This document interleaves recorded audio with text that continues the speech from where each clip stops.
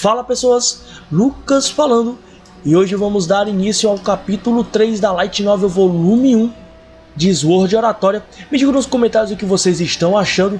Acredito que vocês nesse início já vão saber do que se trata o começo desse capítulo. Então deixe o like, se inscrevam no canal e bora lá!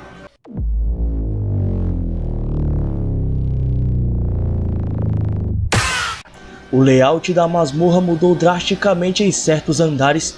O projeto padrão começou no nível 1 e depois tornou-se cada vez mais complexo com a nova topografia, incluindo florestas, lagoas, desertos e muitas outras áreas. Era difícil para qualquer um acreditar que tais paisagens existissem tão profundamente no subsolo. À medida que viajavam cada vez mais longe, os ambientes ficaram mais marcantes nos níveis profundos do calabouço. O terreno pelo qual a família Locke estava passando era um túnel semelhante a uma caverna. Rochas se projetavam das paredes que estavam cheias de grandes buracos que levavam a outras passagens. Além do mais, havia buracos no chão a serem observados.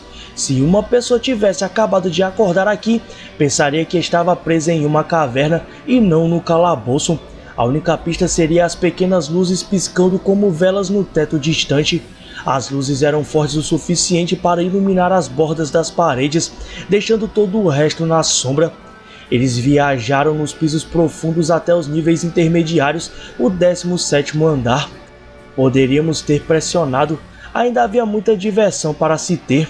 Já basta, você está testando minha paciência, mas para encerrar no andar 50... a família Locke decidiu desistir do objetivo original de sua expedição e retornar à superfície após a batalha do 50º andar.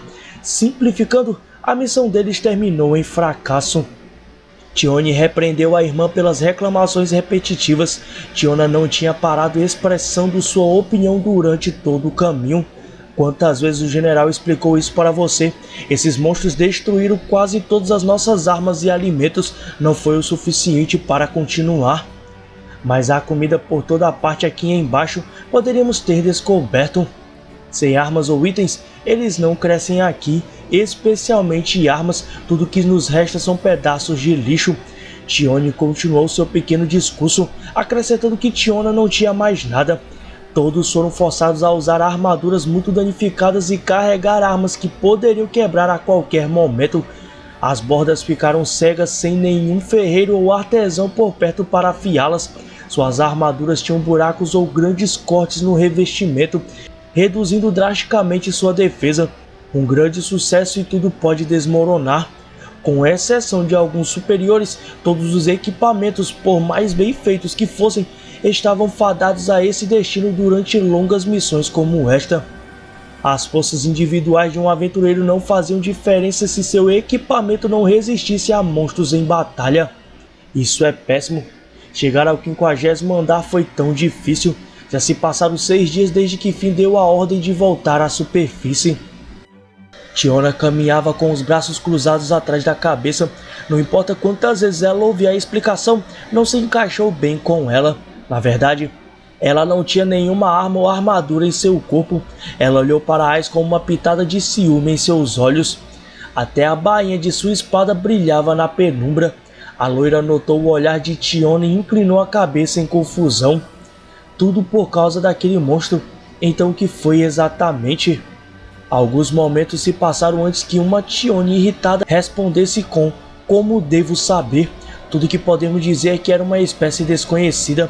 Tione levou a mão ao peito enquanto falava, apertando os dedos entre seu seio bem torneado. Ela puxou a pedra mágica de um monstro. Tione olhou para o seu próprio peito plano antes de olhar para sua irmã, a boca se contorcendo de inveja. Espere aí, essa é uma das pedras mágicas deles. Tione, como conseguiu uma dessas? Eu arranquei de um deles com as minhas mãos. Todos os monstros lagartos expeliram o ácido roxo de suas feridas, fazendo com que seus próprios corpos se dissolvessem ou explodissem. Nenhuma pedra mágica havia sobrevivido. Apesar de lutar contra mais dessas criaturas do que podiam contar, o resto da família Locke não encontrou uma única pedra mágica. Apenas Tione foi imprudente o suficiente para não se importar com o ácido e conseguiu recuperar um com seus métodos bárbaros. espere o que há com essa cor. Sim, é um pouco diferente dos habituais. As pedras mágicas escondidas dentro dos monstros tinham muitas formas e tamanhos diferentes, mas se todas tinham uma coisa em comum, era sua cor roxa escura. A pedra na mão de Tione, no entanto, tinha um núcleo brilhantemente colorido, cercado por uma camada roxa escura e uma cobertura brilhante extremamente incomum. Tione o ergueu contra a luz, com a irmã espiando por cima do ombro, as duas semicerrando os olhos enquanto refletia a luz como uma joia brilhante em seus rostos. O grupo deles chegou a uma sala ampla.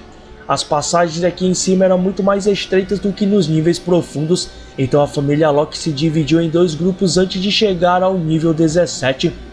Era muito mais difícil coordenar um grande grupo de perto caso eles fossem cercados por monstros. Riveria estava no comando do grupo avançado, incluindo as gêmeas Amazonas e Ais. Eram quase 20 aventureiros viajando juntos. Finn e Garrett estavam com o segundo grupo. Eles estavam voltando para casa e todos estavam cansados, mas ninguém mais do que o suporte de baixo escalão encarregados de carregar a bagagem sobrevivente. Ais se aproximou de outra garota humana e ofereceu sua ajuda. A suporte rejeitou a oferta imediatamente. Ela não podia permitir que um aventureiro de primeira classe fizesse algo tão mundano quanto carregar as malas. A força e a reputação de Ais já era muito conhecida, para não mencionar seus maneirismos distantes. Muitos membros da família não sabiam como interagir com ela. Não se incomode com eles, Ais. Os nanicos não valem a pena. Uma pessoa animal, o lobisomem Beth, havia testemunhado sua breve conversa. Com mais de 180 cm de altura, Beth tinha pernas longas e musculosas e uma tatuagem de raio azul no lado esquerdo do rosto. Uma aura selvagem emanava dele, tornando sua presença intimidante. Ele chutou o suporte de leve na lateral do quadril, como forma de enxotá-la longe antes de chegar ao lado de Ais. Mesmo tão forte quanto você não sabe nada, certo? Apenas conversar com fracos é uma perda de tempo, muito menos ajudá-los. Olhe para eles. Está certo como alguém que é forte. Ais ouviu em silêncio enquanto Beth inclinava a cabeça para trás e ria secamente pelo nariz. Beth Logan, um dos aventureiros de primeira classe da família Locke. Ele era tão forte quanto seria de esperar, talvez até mais, para alguém com esse título. Dito isto, ele reconheceu que a cavaleira Ais era ligeiramente superior a ele. Ele não era uma pessoa ruim, ou pelo menos Ais parecia pensar assim. Riveria, que muitas vezes tinha uma diferença de opinião com o lobisomem, o descreveu ironicamente como um homem que queria ser mal interpretado. Suas discussões com Tion eram quase uma ocorrência diária. Um lobo solitário por natureza, talvez seus instintos interferissem em suas habilidades sociais. Não, Ais, não ouça uma palavra que Beth diz. Essa é a verdadeira perca de tempo. Vá para o inferno, mulher. Você deveria estar ajudando os nanicos. No entanto, aí está você, de mãos vazias, lançando golpes ainda mais verbais. O lobisomem e a Amazona se entreolharam. Um batimento cardíaco depois. O argumento deles não importava. Um ar ansioso encheu a sala quando uivos distantes começaram a ecoar. Não foi muito antes que os grunhidos inconfundíveis da respiração pesada se juntassem a eles. Esta sala em particular pode ter muitas saídas, mas os monstros estavam nascendo fora de cada um deles. Rugidos fortes o suficiente para sacudir a rocha sob seus pés. Havia poder suficiente por trás dos uivos para fazer o aventureiro comum ficar se borrando de medo. Os monstros começaram a aparecer.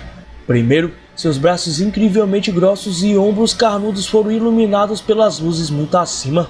Então, pés robustos e com cascos emergiram de suas próprias sombras, rachando o chão conforme eles se aproximavam. Corpos cobertos de pele marrom ferrugem construídos como paredes de tijolos. Era uma manada de minotauros, enormes bestas em forma de homem com cabeça de touro que incorporou o termo monstro.